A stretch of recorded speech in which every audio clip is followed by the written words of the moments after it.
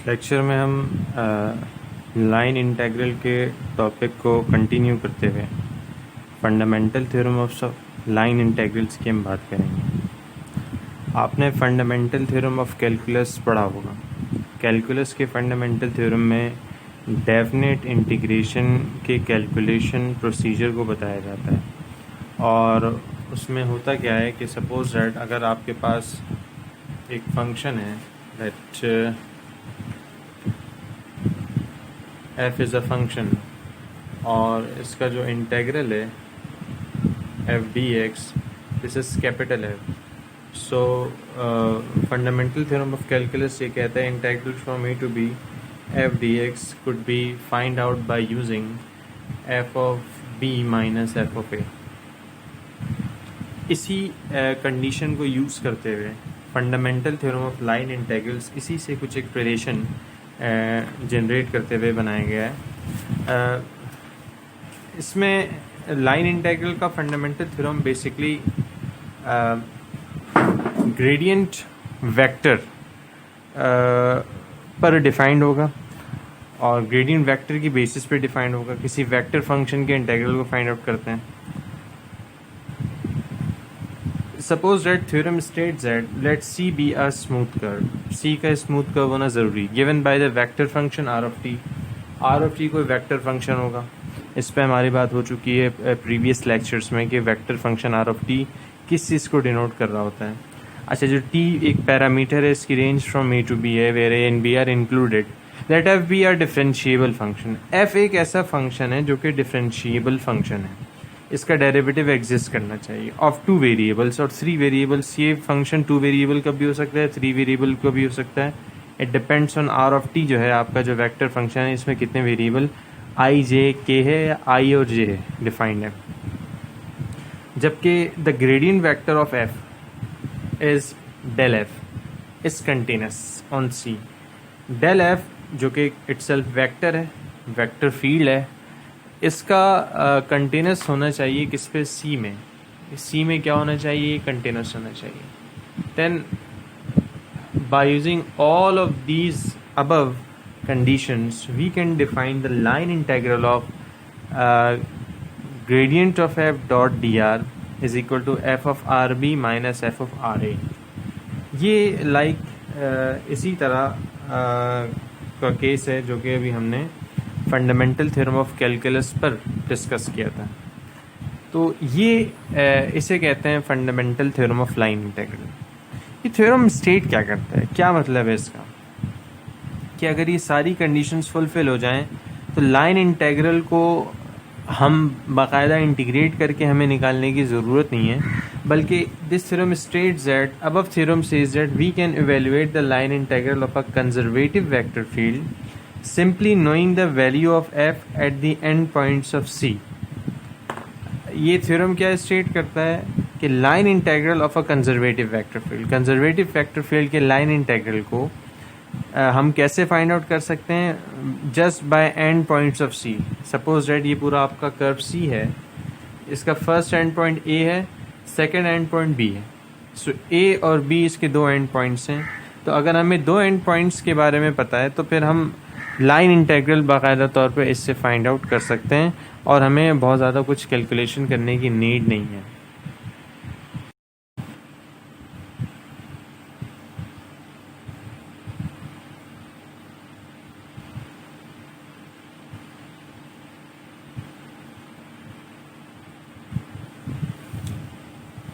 Similarly अगर आपके पास एक फंक्शन है, function f of two variables and c is a plane curve, या फंक्शन ऑफ थ्री वेरिएबल्स हो, टू वेरिएबल्स हो या थ्री वेरिएबल, और c क्या हो, c कोई एक ऐसा कर्व हो जो कि प्लेन कर्व हो, यानी कि एक प्लेन में डिफाइंड हो, with initial point p1 that is x1 y1 and terminal point p2 which is x2 y2, then in that case the line integral of gradient of f dot dr is actually what, f of x2 y2 minus f of x1 y1। सो आप ये देख रहे हैं कि ये जो line integral है basically del F का निकालना है। डेल एफ एक ग्रेडियंट वेक्टर है किसी फंक्शन का, और ये डेल एफ एक वेक्टर फील्ड है। जैसे कि हम जानते हैं कि डेल एफ एक वेक्टर फील्ड, और वेक्टर फील्ड को हम कैपिटल एफ से डिनोट करते हैं। सो इसका मतलब कैपिटल एफ किसी ऐसे फंक्शन का ग्रेडियंट है। तो इन दैट केस हम ये कहते हैं एफ एक पोटेंशियल फंक्शन है, जबकि capital F conservative vector field कहलाता है। ये कंडीशन जो ही बताती कंजर्वेटिव है, तो इसलिए इसकी डेफिनेशन में हम कंजर्वेटिव वेक्टर फील्ड पर डिस्कशन करते हैं कि अगर आपके पास कोई vector field conservative vector field है तो उसका del F dot D R ये होगा F of x two y two minus F of x one y one, और अगर ये 3 वेरिएबल पर हो x two y two z two minus x one y one z one. Suppose that ये आपको work done भी find out करके देखता है। लास्ट लेक्चर में हमने वर्क डन निकालना सीखा था, और मैं आपको बता चुका हूँ कि वर्क डन किस तरह निकालते हैं कि work done W basically line integral के थ्रू निकालते हैं एफ डॉट डी आर, और चूँकि एफ यहाँ पे कंजर्वेटिव वेक्टर फील्ड है तो C del F dot D R. ठीक है, तो इस तरह आप वेक्टर वर्क डन की वैल्यू फाइंड आउट कर सकते हैं। नाउ इसमें कह रहे हैं find the work done by the gradient field. Work done find out करना है बाय द ग्रेविटेशनल फील्ड। ये ग्रेविटेशनल फील्ड है, और आप जानते हैं ग्रेविटेशनल फील्ड जो एक फंक्शन है ग्रेविटी के लिए, ये एक वेक्टर फील्ड है। इस पर हमारी पहले भी बात हो चुकी है, और इसकी value F of x is equal to minus m capital M G divided by absolute of x का होल क्यूब इंटू एक्स। यहाँ पे एक्स एज अ वेक्टर के तौर पर है। In moving a particle with mass am from the point 3, 4, 12 to the point 2, 2, 0 along a piecewise smooth curve C, और ये कहाँ तक जाएगा? piecewise smooth curve C तक जाएगा। अब we know that F is a conservative vector field। हम ये जानते हैं F क्या है? F एक conservative vector field है, and in fact capital F is equal to the gradient of F। ये जिस फंक्शन का ग्रेडियंट होगा where that function is actually f of x y z is equal to m capital M G divided by square root of x square y square z square। ये line integral का जो सबसे पहला वाला हमारा lecture था line integral के नाम से, उसमें ये बात डिफाइन की गई है कि कैसे ये स्मॉल f की वैल्यू जो है वो इसके इक्वल आएगी। ये आपको उसमें बताया गया है, तो वहाँ से ये पॉइंट रिकलेक्ट किया है। अब ये स्मॉल f की वैल्यू पता है। नाउ f की वैल्यू आपको पता चल गई कि f क्या है। चूँकि कंजर्वेटिव वेक्टर फील्ड था तो ग्रेडियंट को इसके इक्वल करके फाइंड आउट किया जा सकता है। अच्छा, 2.3, 4, 12 और 2, 2, 0 ये हैं। पीस वाइज स्मूथ कर रही है इसी। Now work done find out करने के लिए आपके पास जो बेसिक कंडीशन है how to find work done, ये हम देख चुके हैं कि W is equal to the line integral of f dot dr which is equal to the line integral of del f dot dr। जबकि ये इक्वल होगा अगर आपके पास C कोई एक ऐसा कर्व है जो कि प्लेन कर्व है और उसके दो एंड पॉइंट्स पता हैं, तो फिर हम directly f of x2 y2 z2 minus x1 y1 z1 से काम कर सकते हैं। अब f की वैल्यू आप गिवन है जो डिफाइंड हो गई है, जो भी हमने फाइंड आउट किया। इसमें x2 y2 z2 की जगह सेकंड पॉइंट आप सब्स्टिट्यूट करें यानी कि 2, 2, 0, और x1 y1 z1 की जगह फर्स्ट पॉइंट सब्स्टिट्यूट करें यानी कि 3, 4, 12। तो जब आप ये सब्स्टिट्यूट करेंगे और सिंप्लीफाई करेंगे फंक्शन में सब्स्टिट्यूट करके, तो एट दी एंड जो ओवरऑल रिजल्ट आएगा आपका m small m capital M और g की फॉर्म में आएगा। चूँकि इसकी वैल्यूज़ हमें कांस्टेंट फिलहाल नहीं पता, ना ही हमें सब्स्टिट्यूट करने की ज़रूरत है। सो इस तरह आपके पास ओवरऑल जो वैल्यू आएगी वर्क डन की वो ये आएगी। ये वर्क डन हो गया आपका।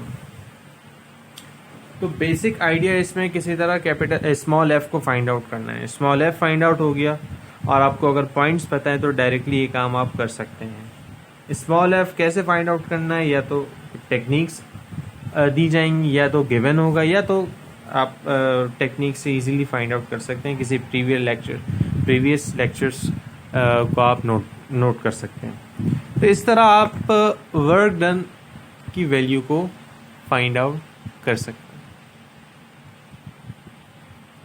नाउ कुछ एक थ्योरेटिकल डेफिनेशन है जो कि हमें पता होनी चाहिए।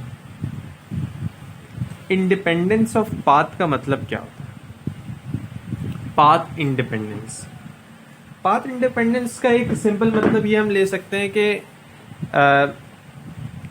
इंटेग्रल्स जो हैं वो बास कंडीशन में अपने कर्व के पाथ पे डिपेंड नहीं करते। पाथ कुछ भी हो, हम without depending on path integral की वैल्यू फाइंड आउट कर सकते हैं, और डिफरेंट कंडीशन में इंटेग्रल की वैल्यू सेम हो सकती है। इस थ्योरी को या इस कॉन्सेप्ट को इंडिपेंडेंस ऑफ पाथ कहते हैं। सो इंडिपेंडेंस ऑफ पाथ का जस्ट सिंपल मतलब ये है कि बास कंडीशन में अगर वो कंडीशन फुलफिल हो जाए तो इंटेग्रल जो है अपने पाथ पे, अपने कर्व के पाथ पे, लाइन इंटेग्रल की बात हो रही है यहाँ पे, चूँकि लाइन इंटेग्रल किसी कर्व पर इंटेग्रल होता है तो ऑब्वियस एक कर्व का एक असर और रसूख होता है इस लाइन इंटेग्रल पे, यानी कि दूसरे अल्फाज में लाइन इंटेग्रल डिपेंड कर रहा होता है अपने कर्व पर, अपने कर्व की कंडीशन पे। लेकिन कुछ एक ख़ास कंडीशन को फॉलो करते हुए लाइन इंटेग्रल जो है वो कर्व इंडिपेंडेंट हो जाता है, या दूसरे अल्फाज में कहते हैं पाथ इंडिपेंडेंट हो जाता है। पाथ से मुराद कर्व का वो पाथ है जिस पे कोई पार्टिकल मूव कर रहा है। सो इस कॉन्सेप्ट को इंडिपेंडेंस ऑफ पाथ कहेंगे। So we say that if F is a continuous vector field, अगर एफ आपके पास कोई कंटिन्यूअस वेक्टर फील्ड है, वेक्टर फील्ड है but continuous vector with domain D, और इसका डोमेन है, डोमेन डी है, we say that line integral of line integral F dot D R is independent of path if line integral independent of path कब होगा? If line integral F dot D R of C1 is equal to line integral f dot dr of C2 have any two curves path C1 and C2 in D have same initial and terminal points। इसमें C1 और C2 basically क्या है? ये दो ऐसे curves हैं या दो ऐसे पाथ्स हैं जिनका इनिशियल और टर्मिनल पॉइंट सेम हो, जिनका इनिशियल और टर्मिनल पॉइंट सेम हो। जैसे कि ये एक फिगर यहाँ पे मौजूद है, ये इनिशियल और टर्मिनल पॉइंट सेम है दोनों के। तो इस तरह की कंडीशन में आप A to B integral find out करें C2 पर, या फिर आप C1 पर आप इंटेग्रल फाइंड आउट करें, दोनों केसेस में इंटेग्रल की वैल्यू सेम होगी, पाथ का कोई इंटेग्रल पे असर नहीं पड़ेगा। और ये चीज़ जो है integral of curve C1 this is integral of curve C2, ये चीज़ आपको डिफाइन कर रही है। सो इस कॉन्सेप्ट को इंडिपेंडेंस ऑफ पाथ कहते हैं। अब ये इंडिपेंडेंस ऑफ पाथ या पाथ इंडिपेंडेंस का एक फ़ायदा क्या होता है हमें? कर्व का कोई असर नहीं पड़ता और लाइन इंटेग्रल को हम डायरेक्टली फाइंड आउट कर सकते हैं। So we say that line integrals of conservative vector fields are independent of path। Conservative vector field के जो लाइन इंटेग्रल्स हैं वो पाथ इंडिपेंडेंट होते हैं। दैट इज C1 पे निकालें या C2 पे निकालें, अगर कंजर्वेटिव वेक्टर फील्ड पे निकालना है तो वो पाथ इंडिपेंडेंट होगा। सो एक यहाँ पे हमें एक जनरल प्रिंसिपल मिल गया कि लाइन इंटेग्रल बेसिकली अगर कंजर्वेटिव वेक्टर फील्ड है तो पाथ इंडिपेंडेंट होगा। सो पाथ इंडिपेंडेंट होते हैं अगर कंजर्वेटिव वेक्टर फील्ड है। A curve is called closed. Close curve किसे कहेंगे? If it's terminal point coincides with its initial point. ये तो एक जनरल प्रिंसिपल है। अगर कोई भी कर्व हो या कोई भी पाथ हो या कोई भी ओवरऑल हम किसी भी बॉडी की बात करें, अगर उसका इनिशियल पॉइंट और टर्मिनल पॉइंट कनेक्ट हो जाए एक पॉइंट पे, कोइंसाइड कर जाए, सो वो कर्व एक क्लोज कर्व की फॉर्म बन जाती है, जिसे हम कहते हैं R of B is equal to are of A. अगर ये कर्व की इक्वेशन है, एक वेक्टर इक्वेशन है। So if the line integral F dot D R is independent of path, अगर ये लाइन इंटेग्रल किसी वेक्टर फील्ड का पाथ इंडिपेंडेंट है किसी डोमेन डी में, और सी जो है if C is any close curve, और सी क्या है, साथ साथ क्लोज कर्व है, तो फिर इन दैट केस हम ये कह सकते हैं कि जो लाइन इंटेग्रल की वैल्यू होगी वो ज़ीरो के इक्वल होगी। इसका मतलब क्या है, लाइन इंटेग्रल की वैल्यू ज़ीरो कब होती है, जब दो कंडीशंस फुलफिल हों। पहली कंडीशंस क्या हों, जो लाइन इंटेग्रल है वो इंडिपेंडेंट ऑफ पाथ हो, इंडिपेंडेंट ऑफ पाथ। दूसरी कंडीशन क्लोज कर्व, सी जो है कोई क्लोज कर्व, कोई ओपन ना हो, लाइक इस तरह का ना हो, बल्कि उसका टर्मिनल पॉइंट और इनिशियल पॉइंट आके कोइंसाइड कर जाए, जैसे लाइक सर्कल है, लाइक एलिप्स है, ठीक है। पैराबोला, हाइपरबोला जैसी कोई चीज़ नहीं है, जो कि ये ओपन कर्व कहलाता है, ये क्लोज कर्व है। इसके अलावा ये इस तरह का भी कर्व हो सकता है, ये इनिशियल और टर्मिनल पॉइंट घूम के यहाँ पे आके मिल रहे हैं, सो ये क्लोज कर्व कहलाते हैं। सो अगर कर्व क्लोज्ड हो और साथ साथ क्या हो, क्लोज कर्व के साथ साथ लाइन इंटेग्रल इंडिपेंडेंट हो, तो इनका जो इंटेग्रल होता है वो ज़ीरो के इक्वल होता है। इसके मुनासिबत से थ्योरम क्या है, आप थ्योरम देख सकते हैं, if the line integral is independent of path, line integral is independent of path if and only if there integral is zero for every close path C in D. ये थ्योरम जो है एक जनरल प्रिंसिपल आपको provide करता है, और principal क्या बताता है आपको कि लाइन इंटेग्रल अगर इंडिपेंडेंट ऑफ पाथ हो तो और साथ साथ जो है इसका कर्व ज़ीरो हो, सी जो है कोई क्लोज पाथ हो, तो लाइन इंटेग्रल की वैल्यू ज़ीरो आएगी। दूसरे अल्फाज में, अगर लाइन इंटेग्रल ज़ीरो आ रहा है और पाथ कर्व कोई क्लोज पाथ हो, लाइन इंटेग्रल अगर ज़ीरो आए और कर्व कोई क्लोज पाथ हो, तो हम डायरेक्टली कह सकते हैं कि line integral is independent of path. तो ये दरअसल इफ़ एंड ओनली इफ़ ये आपको बाई कंडीशनल स्टेटमेंट के बारे में बताता है। मतलब क्या है कि अगर इंडिपेंडेंट ऑफ पाथ होगा तो इंटेग्रल ज़ीरो होगा, और इंटेग्रल ज़ीरो होगा तो इंडिपेंडेंट ऑफ पाथ होगा। ये हम वाइस वर्सा देख सकते हैं, लेकिन इन दोनों सूरतों में कर्व का क्लोज्ड होना ज़रूरी है। अगर कर्व क्लोज नहीं होगा तो फिर ये ज़ीरो भी नहीं होगा, इसकी कोई ना कोई वैल्यू होगी। नेक्स्ट थ्योरम क्या स्टेट करता है आपको, suppose F is a vector field that is continuous on an open connected region. F एक वेक्टर फील्ड है, ठीक है। वेक्टर फील्ड आप जानते हैं, किसी वेक्टर को डिफाइन करने वाला एक फील्ड है जो कि कंटिन्यूअस है, और कहाँ है, किसी ओपन कनेक्टेड रीजन में है। ये कनेक्टेड रीजन क्या है, इस पर भी हम अपनी बात करेंगे, लेकिन वो रीजन ओपन है। ओपन है मतलब कहीं क्लोज नहीं है, उसके इनिशियल और टर्मिनल पॉइंट आपस में कोइंसाइड नहीं कर रहे हैं, लेकिन वो रीजन जो है वो क्या है, कनेक्टेड रीजन है। ये एक इम्पॉर्टेंट टर्म है, कनेक्टेड रीजन का मतलब क्या होता है। सो ये पॉइंट याद रखिए, suppose that F is a vector field and continuous on an open connected region, if F dot D R, line integral of F dot D R is independent of path, then F is conservative vector field on D. इन सारी condition के मौजूद रहते हुए अगर line integral independent of path है, तो फिर हम ये कंक्लूजन ड्रॉ कर सकते हैं कि एफ जो है वो कोई कंजर्वेटिव वेक्टर फील्ड हो। कंजर्वेटिव वेक्टर फील्ड आप जानते हैं, एक ऐसा वेक्टर फील्ड है, एक ऐसा वेक्टर जो कि ग्रेडियंट ऑफ सम फंक्शन के इक्वल है। जो ग्रेडियंट इटसेल्फ एक वेक्टर है पूरा, किसी फंक्शन का ग्रेडियंट अगर एक वेक्टर है, ऑब्वियस है, तो उस वेक्टर को हम कंजर्वेटिव वेक्टर फील्ड कहते हैं। और इसमें जो स्मॉल एफ है ये कहलाता है पोटेंशियल फंक्शन। तो इसकी इंपॉर्टेंस है, कंजर्वेटिव वेक्टर फील्ड की इंपॉर्टेंस, इस एप्लीकेशन पॉइंट ऑफ व्यू से ये बहुत ज़्यादा यूज होने वाला एक फंक्शन है, वेक्टर फंक्शन। सो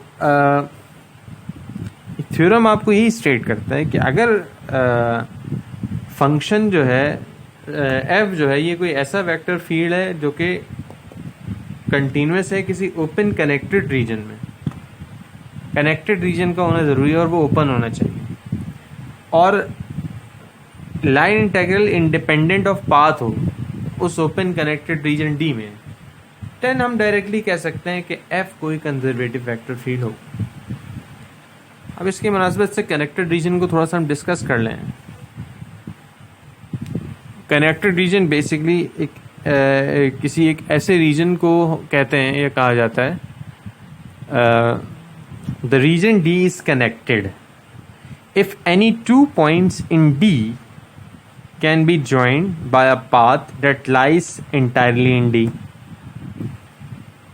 यानी कि इसका मतलब ये है कि कनेक्टेड रीजन एक ऐसा रीजन होता है कि एक रीजन, आपने एक बाउंड्री बना ली, ये एक रीजन बन गया। अब इसके कोई भी दो पॉइंट लें और उन दोनों को कनेक्ट करें तो ओवरऑल जो न्यू एक कर्व आएगा उनकी कनेक्शन से, या एक से ज़्यादा कर्व से आप उन दोनों को कनेक्ट करें तो वो सारे के सारे कर्व इंटायरली उस रीजन डी के अंदर ही होने चाहिए। तो ऐसी कंडीशन में उस रीजन को, इस पूरे रीजन को कहेंगे कनेक्टेड रीजन। दूसरे अल्फाज में कनेक्टेड रीजन को यूँ भी डिफाइन कर सकते हैं कि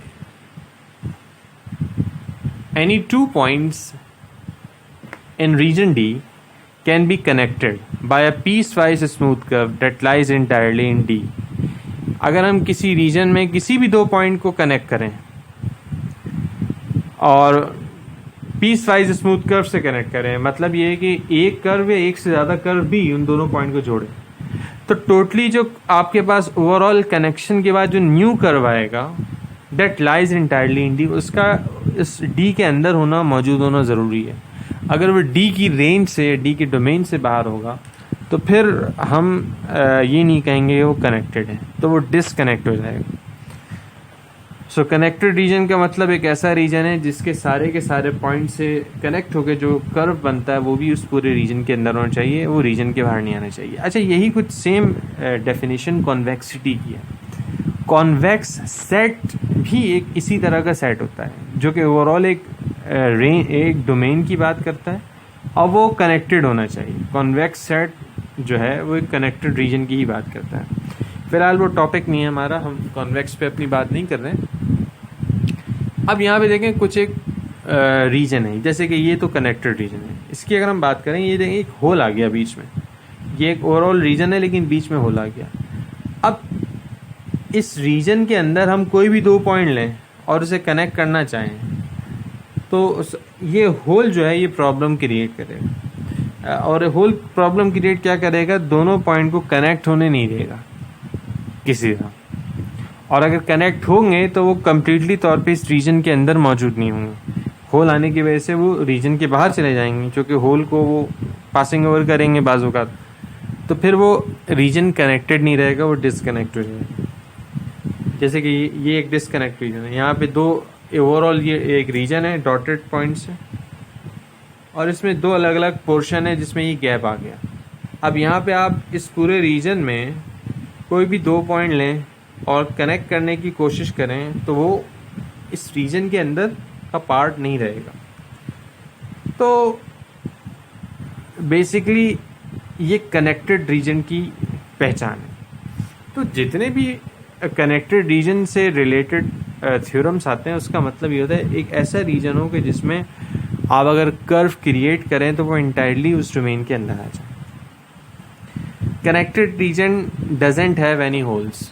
कनेक्टेड रीजन में होल का होना ज़रूरी नहीं है, कोई होल नहीं हो सकता। क्लोज रीजन अभी हमने बात की, a region whose end points, initial and terminal points are joint, that is R of A is equal to are of B. एक ऐसा रीजन जिसके एंड पॉइंट्स इक्वल हों वो close region. Those region are not close is said to be open. जो close region ना हो वो open होते, जैसे कि एक्स वाई प्लेन है। एक्स वाई प्लेन की अगर आप बात करते हैं, एक्स वाई प्लेन किस तरह का प्लेन होता है, like x axis y axis, इसे कहते हैं एक्स वाई प्लेन। ये एक पूरा प्लेन है, ये एक ओपन रीजन है, ऑब्वियसली कहीं से वो जॉइंट नहीं है, इसका इनिशियल और टर्मिनल जॉइंट नहीं है, सो ये एक ओपन रीजन है। इसी तरह 3 डायमेंशनल स्पेस की बात करें तो जी एक्सिस भी आ जाए तो वो भी एक ओपन रीजन है ऑब्वियस।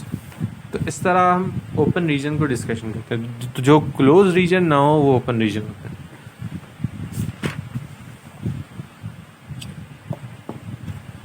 ये कुछ एक अदर टर्मिनोलॉजी है जो कि कुछ एक सिंपल रीजन कहलाते हैं। सिंपल रीजन कैसे रीजन होते हैं? ऐसे region a curve that doesn't intersect itself anywhere between its end points. कोई भी कर्व जो कि अपने आप को एंड पॉइंट से पहले इंटरसेक्ट ना करे, एंड पॉइंट से पहले इंटरसेक्ट ना करे, उसे कहते हैं सिंपल रीजन। लेकिन अगर एंड पॉइंट से पहले इंटरसेक्ट कर जाता है तो वो सिंपल रीजन नहीं कहलाता, वो नॉट सिंपल कहलाता है। तो अ curve that doesn't intersect itself anywhere between its end points. And point से पहले की बात हो रही है, एंड पॉइंट्स पे तो एक दूसरे को ज्वाइन कर सकते हैं, वो क्लोज कर्व की बात होगी। लेकिन एंड पॉइंट से पहले अगर दो ऐसे पॉइंट है जहाँ पे, एक ऐसा पॉइंट है जहाँ पे कर्व मीट कर रहा है, कर्व जो है वो इंटरसेक्ट कर रहा है, तो वो कर्व फिर सिंपल कर्व नहीं कहलाता है, नॉट सिंपल कर्व कहलाता है। इसको एनालिटिकली हम ये देख सकते हैं, R of T1 doesn't equal R of T2 where T1 and T2 they both are in between A and B, A और बी के इन बिटवीन में होंगे। इन दैट केस हम ये कहेंगे कि ये एक सिंपल रीजन है, एक सिंपल रीजन है, सिंपल कर्व है। लेकिन अगर r of T1 is equal to are of T2 providing that these conditions follow that the curve are not simple, इस तरह के कर्व सिंपल नहीं होते।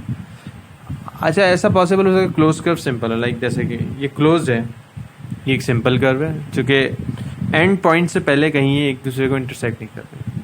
अच्छा, ये भी एक सिंपल कर्व है, ये ओपन है क्योंकि कहीं एंड पॉइंट्स आपस में इंटरसेक्ट नहीं कर रहे हैं, ना ही एंड पॉइंट से पहले कोई पॉइंट इंटरसेक्ट कर रही है, अपनी तरफ ही रहे हैं। तो ये एक सिंपल ओपन है और सिंपल है। लेकिन ये ओपन है क्योंकि एंड पॉइंट्स आपस में कनेक्टेड नहीं है, लेकिन एंड पॉइंट से पहले एक ऐसा पॉइंट आ गया जहाँ पे ये कनेक्टेड है, लाइक ये वाली कंडीशन फुलफिल हो गई। सो ये ओपन है और साथ साथ नॉट सिंपल है। इस तरह हम ये देख सकते हैं सिंपल और नॉट सिंपल किस कंडीशन में आ सकते हैं। तो ये एक टेस्ट है आपको जो कि कंजर्वेटिव फील्ड टेस्ट जिसको हम कहेंगे, और ये एक आपको कंजर्वेटिव फील्ड या कंजर्वेटिव वेक्टर फील्ड जिसे हम वेक्टर कहते हैं उसके बारे में आपको आइडेंटिफाई करके देगा, तशख़ीस करेगा उसकी। बहुत सिंपल सा टेस्ट है। टेस्ट बाय थ्योरम ये स्टेट करता है लेट एफ एक वेक्टर फंक्शन है और इसके जो कंपोनेंट है ith वेक्टर के साथ f of x comma y और jth वेक्टर के साथ जो आइडेंटिटी वेक्टर है g x कॉमा वाई है, where f and g have continuous partial derivatives, जिसके लिए ज़रूरी है कि f और g जो है ये कंटिन्यूस पार्शियल डेरिवेटिव्स रखते हों, इनका पार्शियल डेरिवेटिव कंटिन्यूस हो, फर्स्ट पार्शियल डेरिवेटिव इनका कंटिन्यूस हो in an open simply connected region. और ये कहाँ पर कंटिन्यूस हो? Open simply connected region. आपको पता है ओपन रीजन क्या होता है, आपको पता है सिंपल कर्व क्या होता है, आपको पता है कनेक्टेड रीजन क्या होता है, आपको ये पता है सिंपली कनेक्टेड रीजन क्या होता है। सिंपली कनेक्टेड को भी हमने डिफाइन किया है। सो अगर ये सारी condition at a time fulfil हो रही हैं then f is conservative vector field. तो f क्या कहलाएगा? f कंजर्वेटिव वेक्टर फील्ड कहलाएगा इफ एंड ओनली इफ। किस कंडीशन के साथ? If partial f by partial y is equal to partial g by partial x। अगर f का partial derivative with respect to y लें और g का partial derivative with respect to x लें तो दे both result must be similar और same at each point of the region, तमाम के तमाम रीजन के पॉइंट्स पर। ये ओवरऑल जो थ्योरम है आपके पास, ये आपको एक टेस्ट क्राइटेरिया प्रोवाइड कर रहा है कि vector field conservative vector field है या नहीं। ठीक है, तो ये कंजर्वेटिव फील्ड टेस्ट के तौर पे हम, तो बेसिकली ये वो पोर्शन है partial F by partial y is equal to partial g by partial x. F और जी का फैसला कैसे होगा? कैपिटल एफ जो वेक्टर फील्ड है इसको देख के होगा, ith कंपोनेंट के साथ स्मॉल एफ होगा, jth कंपोनेंट के साथ स्मॉल जी होगा, और उसके बाद इन वैल्यूज़ के हम टेस्ट करके देख लेते हैं। लेकिन ज़रूरी है कि एफ जी का कंटिन्यूस पार्शियल डेरिवेटिव रखना और किस में? ओपन कनेक्टेड रीजन में। तो ये if and only if condition है। अगर ये कंडीशन फुलफिल हो जाए तो फंक्शन कंजर्वेटिव है, वेक्टर कंजर्वेटिव है, और अगर वेक्टर कंजर्वेटिव है इन तमाम कंडीशन के साथ तो ये फुलफिल होगा। Note that for f is conservative, f अगर कंजर्वेटिव होता है तो हम ये जानते हैं f is equal to the gradient of some function, some potential function. अच्छा, ग्रेडियंट की डेफिनेशन क्या होती है? ग्रेडियंट की डेफिनेशन होती है कि जो भी फंक्शन होता है पोटेंशियल, इसका partial derivative with respect to x ith component बन जाता है और partial derivative with respect to y jth component बन जाता है। इस तरह आप ये देख सकते हैं कि फंक्शन और ग्रेडियंट इस कंडीशन को यूज़ करते हुए हम ये कह सकते हैं कि बाय कंपैरेटिव एनालिसिस अगर करें तो ith कंपोनेंट के इक्वल होता है jth कंपोनेंट। इस तरह स्मॉल f इक्वल होगा partial phi by partial x के और स्मॉल g इक्वल होगा partial phi by partial y के। तो यहाँ से एक कंक्लूजन ड्रॉ किया जा सकता है अगर वेक्टर कंजर्वेटिव। ये बात नोट डाउन करने की है कि f इज कंजर्वेटिव और the integral is independent of path, they both are equivalent statement. ये दोनों स्टेटमेंट इक्विवेलेंट है। f कंजर्वेटिव हो और इंडिपेंडेंट ऑफ पाथ का जो कॉन्सेप्ट है वो दोनों इक्विवेलेंट स्टेटमेंट है। दोनों में से कोई एक फुलफिल हो जाए दूसरा ऑटोमेटिकली फुलफिल हो जाएगा।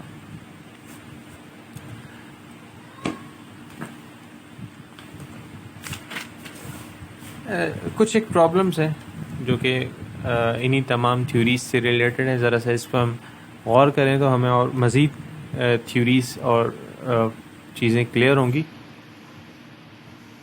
लेकिन इस प्रॉब्लम में क्या कह रहे हैं, let f is given a vector 2xy cube i plus 1 plus 3x square y square जी।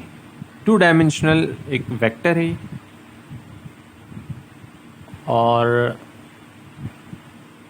इसमें हमें क्या क्या कह रहे हैं show that f is conservative. पहले तो ये कह रहे हैं शो करें f जो है ये गिवन कंजर्वेटिव है, conservative vector field on the entire xy plane. Region क्या है, xy प्लेन। अच्छा, जब ये कंजर्वेटिव शो हो जाए देन कह रहे हैं find phi by integrating partial f by partial x। तो फिर partial phi by partial x को इंटीग्रेट करके फाई की वैल्यू निकालना है and find phi by integrating partial phi by partial y। तो फाई की वैल्यू यानी कि जो पोटेंशियल फंक्शन है उसकी वैल्यू इंटीग्रेटिंग के थ्रू फाइंड आउट की जा सकती है। ये इन्होंने आइडेंटिफाई कर दिया। बाज़ औक़ात ये बताते नहीं इंटीग्रेट किसे करना है, जस्ट कह देते हैं फाइंड फाई। तो आपको खुद ये जज करना होगा कि फाई को हमें कैसे फाइंड आउट करना है। तो मेनली तौर पे जो पहला इंपॉर्टेंट काम है वो ये है कि फंक्शन का कंजर्वेटिव होना, इसको प्रूफ करना है। और इसको प्रूफ करने के लिए क्या किया जाएगा, पार्ट ए कह रहे हैं to show that F is conservative. इसके लिए आप जानते हैं थ्योरम की स्टेटमेंट। थ्योरम क्या कहता है, थ्योरम ये कहता है कि ये दोनों पोर्शन इक्वल होंगे और अगर ये दोनों पोर्शन इक्वल होंगे तो एफ कंजर्वेटिव होगा। लेकिन उसके साथ साथ जो रीजन होगा वो सिंपली कनेक्टेड रीजन होना चाहिए और एक ओपन रीजन होना चाहिए और वो simply connected region, open region हो और सिंपली कनेक्टेड रीजन हो। अगर ओपन रीजन हो, सिंपली कनेक्टेड रीजन हो तो कोई वेक्टर फंक्शन कंजर्वेटिव होगा इफ़ एंड ओनली इफ ये वाली कंडीशन होल्ड कर जाए। अब थोड़ा सा इस पे काम करने के लिए हमने फंक्शन कंसीडर किया जो गिवन था आपको। इसमें ith कंपोनेंट को स्मॉल f ऑफ x का नाम दिया और jth कंपोनेंट को 1 plus 3x square y square को स्मॉल g का नाम दे दिया। अब इसे अलग करके आइडेंटिफाई हाईलाइट किया यहाँ पे। अच्छा, ये आप देख रहे हैं f और g कंटीन्यूस फंक्शन है, चूँकि पॉलिनोमियल है, पॉलिनोमियल कंटीन्यूस होते हैं और पॉलिनोमियल का मल्टीपल भी कंटीन्यूस होता है। तो x भी पॉलिनोमियल है, y क्यूब पॉलिनोमियल है, कांस्टेंट एक कांस्टेंट पॉलिनोमियल है, तो इनका प्रोडक्ट भी पॉलिनोमियल होगा। और प्रोडक्ट अगर ये सब अलग अलग कंटीन्यूस है तो कंटीन्यूस फंक्शन का प्रोडक्ट भी कंटीन्यूस होता है, तो इस लिहाज से ये कंटिन्यूटी होल्ड कर जाएगी। तो f और g कंटीन्यूस है। इसका पार्शियल डेरिवेटिव अगर हम निकालते हैं तो first partial derivative 6xy square और g के रिस्पेक्ट से 6x y स्क्वायर, ये दोनों इक्वल हो जाएंगे। अब ये जब इक्वल हो जाएंगे तो इक्वालिटी के बाद ये अगेन देख लें क्या ये दोनों भी कंटीन्यूस है कि नहीं। ऑब्वियस है, 6xy स्क्वायर और 6xy स्क्वायर ये दोनों इक्वल हैं, साथ साथ कंटीन्यूस भी हैं क्योंकि y स्क्वायर एक पॉलिनोमियल है, x इटसेल्फ एक पॉलिनोमियल है, 6 इटसेल्फ एक पॉलिनोमियल है, कांस्टेंट पॉलिनोमियल, ठीक है, और तीनों कंटीन्यूस हैं। अच्छा, product of continuous function is also continuous, so we can say that ये फर्स्ट पार्शियल भी कंटीन्यूस है और ये दोनों इक्वल हैं, लिहाजा हम ये डायरेक्टली क्लेम कर सकते हैं सो f is conservative. So f क्या है, f कंजर्वेटिव है, कंजर्वेटिव वेक्टर फील्ड है। सो यही बात थ्योरम में की जा रही है। थ्योरम में जो स्टेट किया था, इस थ्योरम में यही बात की जा रही थी कि अगर ये सारी कंडीशन फुलफिल हो जाएं, f g have continuous partial derivatives in an open simply connected region, then this condition hold with that condition. अच्छा, कनेक्टेड रीजन है या नहीं, अब ये चीज़ भी देखना ज़रूरी है। यहाँ पे कह रहे हैं ओपन सिंपली कनेक्टेड रीजन का होना ज़रूरी है। अब ज़रा देखें रीजन क्या डिफाइन किया इन्होंने, on the entire x Y plane. अब ज़रा गौर करें, एक्स वाई प्लेन, इस पर हमारी अभी थोड़ी देर पहले बात हुई थी। ये एक्स वाई प्लेन है, ये ओपन है, ऑब्वियसली ओपन है। अच्छा, ये पूरा रीजन अगर आप कंसीडर कर लें एक्स एक्सिस वाई एक्सिस से रिलेटेड, ये पूरा एक रीजन है और इसमें कोई भी दो पॉइंट आप ज्वाइन करेंगे तो इसी रीजन का पार्ट होगा। और कोई भी ओपन, आप कोई भी दो पॉइंट ओपन हो और वो सिंपल रीजन हो, अगर कोई भी सिंपल क्लोज रीजन आप इसमें बनाएं तो वो क्लोज इस रीजन के अहाते में ही रहेगा, वो एक्स वाई प्लेन के अंदर ही रहेगा। सो इस तरह वी कैन से दैट कि ये एक ओपन सिंपली कनेक्टेड रीजन है। सिंपली कनेक्टेड इस कर्व के रिस्पेक्ट से जो कि रीजन के अंदर है, और ओपन है, ये कहीं से क्लोज नहीं है रीजन। एक्स वाई प्लेन एक ओपन रीजन है। सो इस तरह ये एक्स वाई प्लेन एक ओपन सिंपली कनेक्टेड रीजन है। So using all these condition we say that F is conservative. अगर एफ कंजर्वेटिव है तो f is equal to the gradient of some potential function phi. इस कंडीशन को use करते हुए इसे याद रखिएगा, f is equal to the gradient of phi. इस कंडीशन को यूज करेंगे। अब यहाँ पे हम ये जानते हैं कि जब स्मॉल एफ इक्वल होगा partial F by partial X, small G equal होगा partial F by partial phi by partial Y, this is phi. ये बात अभी हम पीछे कर चुके हैं कि अगर कंजर्वेटिव वेक्टर फील्ड है तो ये दोनों इक्वल होंगे, कंजर्वेटिव वेक्टर फील्ड की डेफिनेशन के तहत। So partial phi by partial x ये किसके इक्वल है, एफ के इक्वल, और एफ की वैल्यू क्या है, 2xy क्यूब है। एफ की वैल्यू है 2xy क्यूब स्मॉल एफ, और जी की वैल्यू है 1 + 3x² y²। सो इस डेफिनेशन को यूज करते हुए हम कह रहे हैं कि एफ इज इक्वल है partial phi by partial x और जी इक्वल है partial phi by partial y. इस तरह partial phi by partial x जो कि एफ के इक्वल है 2xy क्यूब के इक्वल हो गया। आगे चल के इसे भी हम यूज करेंगे। तो integrating with respect to x, जब हम एक्स के रिस्पेक्ट से इसे इंटीग्रेट करेंगे, we get phi is equal to integral 2xy cube dx। इसे इंटीग्रेट करना है। अच्छा, जब इंटीग्रेट करेंगे तो देखें एक्स के रिस्पेक्ट से कर रहे हैं, वाई मौजूद है। सो ये जो वाई मौजूद है इसके साथ क्या करेंगे हम, चूँकि एक्स के रिस्पेक्ट से कर रहे हैं तो जो कांस्टेंट आएगा वो k ऑफ y आ जाएगा। This is equation number 1, we can say that this is equation number 1। k of y ये कांस्टेंट ऑफ इंटीग्रेशन है, कोई न्यूमेरिकल कांस्टेंट नहीं है, ये वेरिएबल कांस्टेंट है। एक ऐसा वेरिएबल कांस्टेंट जो कि x के रिस्पेक्ट से कांस्टेंट कंसीडर किया जा रहा है, लेकिन इटसेल्फ इसमें variable y as a variable का काम करेगा, लेकिन यहाँ चूँकि x के रिस्पेक्ट से काम हो रहा है तो x के रिस्पेक्ट से ये कांस्टेंट कंसीडर किया जाएगा, और इसलिए इसे कांस्टेंट कह रहे हैं, वेरिएबल कांस्टेंट है।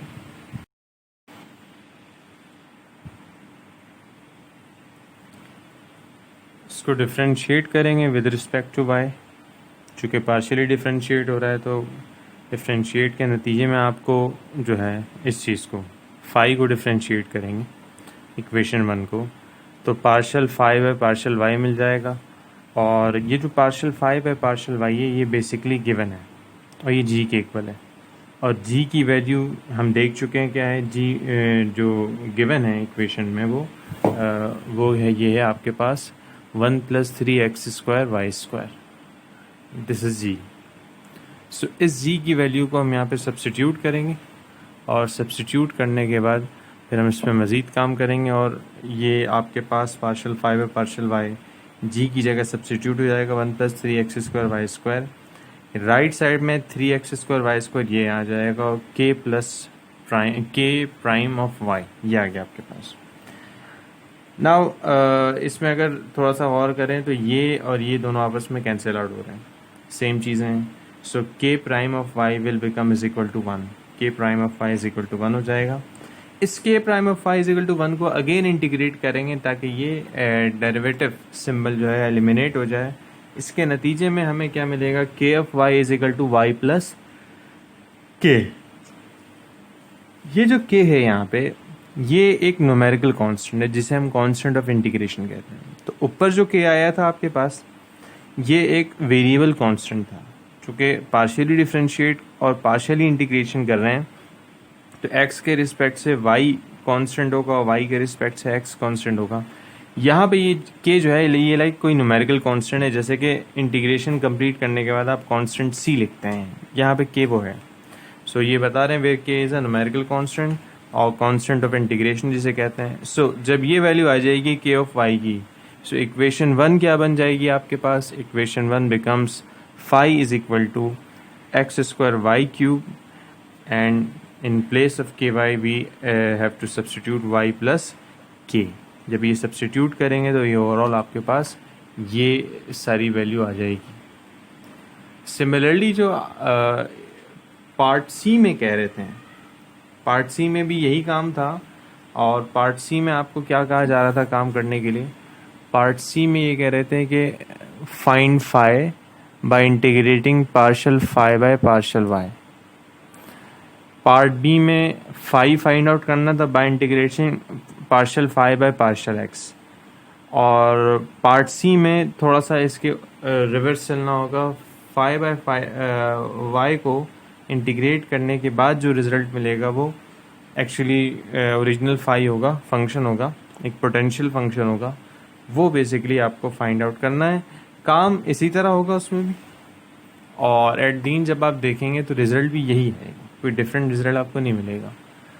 बस प्रोसीजर थोड़ा सा इसके मुखालिफ होगा। इसमें partial phi by partial x को इंटीग्रेट किया है विद रिस्पेक्ट टू एक्स, और पार्ट सी में आप partial phi by partial y को इंटीग्रेट करेंगे विद रिस्पेक्ट टू वाई। इस तरह एट द एंड आप ये काम इजीली कवर अप कर लेंगे और रिज़ल्ट भी आपको वही मिलेगा जो यहाँ पे रिज़ल्ट आया, इसमें कोई चेंजिंग नहीं आई। ये प्रॉब्लम है, इसमें कह रहे हैं use potential function. This is given as potential function phi is equal to y plus x square Y cube plus k to evaluate the integral. इस पोटेंशियल फंक्शन को यूज़ करना और इस इंटेग्रल को इवेलुएट करना। अच्छा, ये जो पूरा इंटेग्रल है ये फ्रॉम 1,4 to 3,1 तक ये जा रहा है। इसका मतलब ये एक प्लेन रीजन पे ये इंटीग्रेट हो रहा है। उस प्लेन रीजन के दो पॉइंट गिवन है 1,4, 3,1, और जिस फंक्शन को इंटीग्रेट करना है overall 2x y cube d x plus 1 plus 3x square y square d y, ये पूरा फैक्टर है जिसे हम कहते हैं इंटेग्रेंड, इसे कहा जाता है इंटेग्रेंड। तो इस इंटेग्रेंड को बेसिकली इंटीग्रेट करना है। इसको इंटीग्रेट करने के लिए हमें कुछ चीज़ें पता होनी चाहिए। एक तो हमें ये पता है कि f यहाँ पे फाई जो है ये पोटेंशियल फंक्शन है। पोटेंशियल फंक्शन का मतलब ये ग्रेडियंट है किसी फंक्शन का, और जो ग्रेडियंट देगा वो कंजर्वेटिव वेक्टर फील्ड कहलाता है। तो पोटेंशियल फंक्शन कहने की वजह ये है कि इससे हम ग्रेडियंट के थ्रू फंक्शन कैपिटल एफ की वैल्यू फाइंड आउट कर सकते हैं। चूँकि ये पोटेंशियल है, इसका मतलब gradient of phi is equal to capital f हो जाएगा। Now gradient of phi equal होता है phi x i plus phi y जे।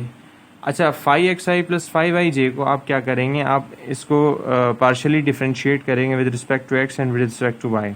जब आप इसे करेंगे ये काम तो आपके पास फाई एक्स आई ये मिल जाएगा, फाई वाई जे ये मिल जाएगा आपको, ये चीज़ आपको मिल जाएगी फाई एक्स आई फाई वाई जे। अब ये आपको ओवरऑल क्या दे रहा है, कैपिटल एफ दे रहा है। अच्छा, इंटेग्रेंट क्या है, integrand 2x y cube d x plus 1 plus x square y square d y. ये इंटेग्रेंट यहाँ से आता है, इसे सेलेक्ट कर दिया। This integrand can be express as F dot D R. इसे हम एफ डॉट डी आर की फॉर्म में एक्सप्रेस कर सकते हैं। और इसमें एफ क्या है, एक्स एफ एक वेक्टर फील्ड है, एक कंजर्वेटिव वेक्टर फील्ड है। अच्छा, इसे हम क्यों एफ डॉट डी आर में रिप्रेजेंट कर सकते हैं, इसकी थोड़ी सी एक्सप्लेनेशन यहाँ मौजूद है, इसे ज़रा सा गौर कीजिएगा। यहाँ देखें ऊपर की तरफ, ये आपके पास f है। f क्या है, small f of x y i plus g x y j. तो जो भी कंजर्वेटिव फैक्टर फील्ड है, वेक्टर फील्ड है, उसका ith कंपोनेंट f है और jth कंपोनेंट g है। अच्छा, डी आर किसके इक्वल है, D x i plus D Y जे। ये dx के इक्वल है।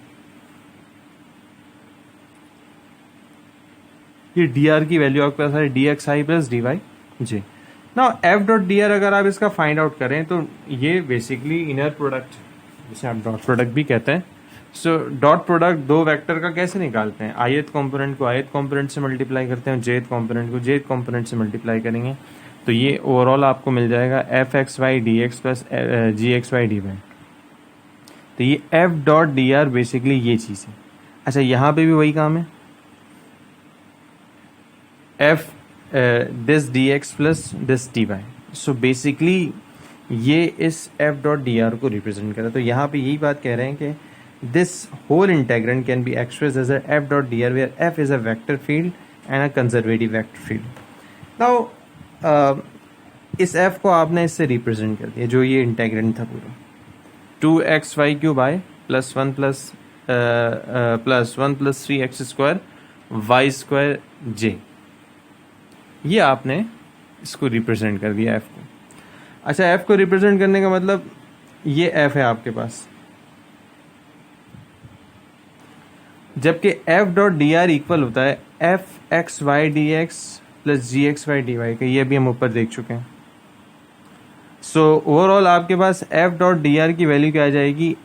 एफ ऑफ एक्स वाई की वैल्यू एफ में मौजूद है, तो क्या है 2xy क्यूब, ये रही, और जी ऑफ एक्स वाई की वैल्यू यहाँ पे ये मौजूद है, ये रही। सो एफ जो आपने निकाला था वो एफ डॉट डी आर में एफ और जी की वैल्यू यहाँ पे सब्सटीट्यूट कर देगा, और जब ये सब्सटीट्यूट करेगा तो आफ्टर सब्सटीट्यूशन देन आप क्या करेंगे, इसे इंटीग्रेट करेंगे। और आप जानते हैं कि line integral of F dot D R, अगर दो पॉइंट्स गिवन हो आपके पास, लाइक यहाँ पे 1.14 है, दूसरा 3.1 है, तो वो आप कैसे निकालते हैं? पोटेंशियल फंक्शन की वजह से 5x2 y2 minus 5x1 y1। 5 पता है आपको, ठीक है भाई। सो एफ डॉट डी आर को इंटीग्रेट करने का मतलब इस पूरी फॉर्म को इंटीग्रेट करना, और इसी फॉर्म को ऊपर यहाँ इंटीग्रेट करने को कह रहे हैं आपको। अच्छा, ये जो इंटीग्रेशन है ये इन पॉइंट्स की मदद से करना है। दो पॉइंट्स गिवन हो और ये वाली कंडीशन आ जाए तो आप डायरेक्टली ये कंडीशन अप्लाई करते हैं, 5x2 y2 minus 5x1 y1। ये हम देख चुके हैं अपने इसी टॉपिक में। तो इसको फॉलो करते हुए हम क्या करेंगे, हम यहाँ पे क्या करेंगे, x2 y2 की जगह जो बाद वाले पॉइंट है 3.1, ये पॉइंट, इसको सब्सटीट्यूट कर देंगे, और x1 y1 की जगह जो इनिशियल पॉइंट है 1,4, इसको सब्सटीट्यूट करेंगे। सो ये फाई की जगह जो फाई की वैल्यू गिवन है, phi is equal to y plus x square Y cube plus k, इसको सब्सटीट्यूट करने पे ओवरऑल सिंप्लीफाई करेंगे तो इसकी वैल्यू आ जाएगी -58। तो बेसिकली इस इंटेग्रेंड को इंटीग्रेट करने पे जो रिजल्ट मिलेगा वो क्या मिलेगा आपको, -58 मिल जाएगा। तो ये चीज़ हमें बेसिकली देखनी थी। तो ये आपके पास किसी पोटेंशियल फंक्शन को यूज़ करके आप इंटेग्रेंड को फाइंड आउट कर सकते हैं। ये एक और एग्जांपल है, और इसमें आपको यही कह रहे हैं कि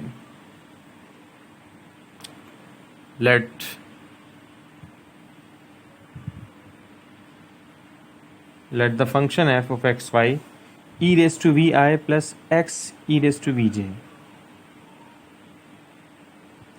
e raised to vi plus x e raised to vj,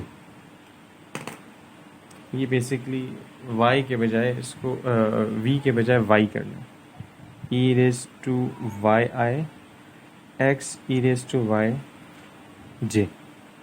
अब ये f of x y एक फंक्शन है, ये गिवन है, verified at the vector field f is conservative on entire x Y plane.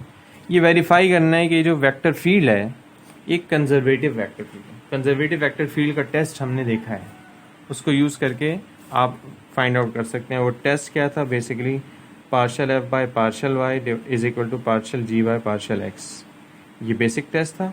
इसके लिए जो रीजन होना चाहिए वो ओपन सिंपली कनेक्टेड होना चाहिए। तो आप देख रहे हैं रीजन एक्स वाई प्लेन है। अब आप खुद ये जज करें कि x Y plane simply connected region है या नहीं। उसमें अगर ये टेस्ट फुलफिल हो जाए, partial F by partial y is equal to partial g by partial x, f की वैल्यू ये रही है, जी की वैल्यू ये रही, सो आप एट द एंड ये वेरीफाई कर देंगे कि ये एफ जो है एक कंजर्वेटिव वेक्टर फील्ड है। ये बात हम पिछली प्रॉब्लम में भी देख चुके थे। पार्ट बी में क्या कहना है, find the work done find out करना of the semi circular path c such that the particle moves on c from 1 0 to -1 0। Work done find out करना है। वर्क डन फाइंड आउट करने का तरीक़ेकार बेसिकली वही इंटीग्रेशन है। Integration f dot D r जो है ये है क्या, ये वर्क डन ही है। और इसे अभी हमने इसी लास्ट प्रॉब्लम में देखा है। दिस इज, अगर आपके पास दो पॉइंट हैं x1 y1 और x2 y2, तो आप इसे इंटीग्रेट करके बेसिकली आप इसकी इंटीग्रेशन को फाइंड आउट कर सकते हैं। एफ डॉट डी आर, ये आपको पॉइंट्स गिवन है और पॉइंट की मदद से आप पिछली प्रॉब्लम्स को देखिएगा और इसे फाइंड आउट कर लीजिएगा। इसके और कई तरीके कार हो सकते हैं। या तो आप इसका सबसे पहले पोटेंशियल फंक्शन फाइंड आउट करें, चूँकि कंजर्वेटिव वेक्टर फील्ड है। कंजर्वेटिव वेक्टर फील्ड है तो इसका मतलब f is equal to partial f is equal to gradient of phi के इक्वल होगा। अब इस फाई को पहले फाइंड आउट कर लें और उसके जब फाई फाइंड आउट हो जाए तो phi of x2 y2 minus phi of x1 y1, इससे आप वर्क डन फाइंड आउट कर सकते हैं, जो कि पिछली प्रॉब्लम में हमने किया था। अगर इससे आप नहीं करना चाहते तो डायरेक्टली फिर आप उन्हीं प्रीवियस मेथड को अप्लाई करें जो कि वर्क डन फाइंड आउट करने के लिए हमने किया है। ये आप खुद ऐसे डील करें इस चीज़ को। थोड़ा सा हिंट दे दिया है। आप सेमी सर्कुलर का मतलब -1,0 से -1,0 ये बन रहा है। सो 1,0 टू -1,0, ये चीज़ आपको इस तरह सेमी सर्कुलर रीजन में मिल जाएगी और ये वर्क डन आपको प्रोवाइड करेगा। कुछ एक प्रॉब्लम्स है, इसको सॉल्व करना है। सिंपल प्रॉब्लम्स है। Determine whether f is conservative, check करना है एफ कंजर्वेटिव है या नहीं। If it is fine, if it is, अगर ये कंजर्वेटिव है then find potential function for it. अगर ये कंजर्वेटिव है तो इसका पोटेंशियल फंक्शन 5 फाइंड आउट करना है। यहाँ पे भी आप ये फाइंड आउट करेंगे। अगर ये कंजर्वेटिव है तो इसका पोटेंशियल फंक्शन 5 फाइंड आउट करेंगे। जब पोटेंशियल फंक्शन आ जाए तो वर्क डन फाइंड आउट करना आसान होता है। तो यहाँ पे ही कह रहे हैं अगर ये एफ कंजर्वेटिव है तो इसका पोटेंशियल फंक्शन निकालना है। तो ये गिवन फंक्शन है कैपिटल एफ के, इसके पोटेंशियल फंक्शन को आपने फाइंड आउट कर लेना है।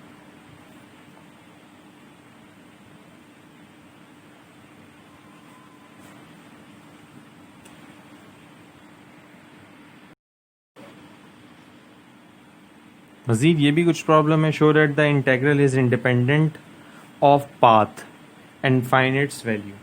पहले प्रूव करना है कि इंडिपेंडेंट ऑफ पाथ है। इंडिपेंडेंट ऑफ पाथ का मतलब ये टेस्ट हम देख चुके हैं थ्योरम्स में। अगर इंडिपेंडेंट ऑफ पाथ होता है तो कंजर्वेटिव वेक्टर फील्ड के तहत हम इसको कैसे प्रूव करते हैं, ये सारी चीज़ें हम इसी लेक्चर में बात कर चुके हैं। तो ये प्रॉब्लम आपको पहले प्रूव करना है कि इंडिपेंडेंट ऑफ पाथ है ये इंटेग्रल, और जब ये प्रूव हो जाए तो फाइंड इट्स वैल्यू, इसको इंटीग्रेट करके इसकी वैल्यू फाइंड आउट कर लेनी है। और इस प्रॉब्लम को भी हमने अभी एग्जाम्पल के तौर पे देखा है। सो ये ओवरऑल आपका एक बेसिक आइडिया हो जाएगा ताकि आप इन तमाम लाइन इंटेग्रल के डिफरेंट एस्पेक्ट्स को देख सकें। तो ओवरऑल इस पूरे टॉपिक में हमने लाइन इंटेग्रल को डिफरेंट तरीके से देखा, जिसमें लाइन इंटेग्रल के through work done find out किया, जिसमें लाइन इंटेग्रल किसी कंजर्वेटिव वेक्टर फील्ड और वेक्टर फील्ड का फाइंड आउट किया, जिसमें हमने लाइन इंटेग्रल डिफरेंट पर्सपेक्टिव से फाइंड आउट किया, और लाइन इंटेग्रल को यूज़ करके इंटीग्रेशन फाइंड आउट किया। तो ये सारी चीज़ें आपको लाइन इंटेग्रल के बारे में एक इन डिटेल्ड जो है ये बातें इसमें बताई गई हैं। That's it.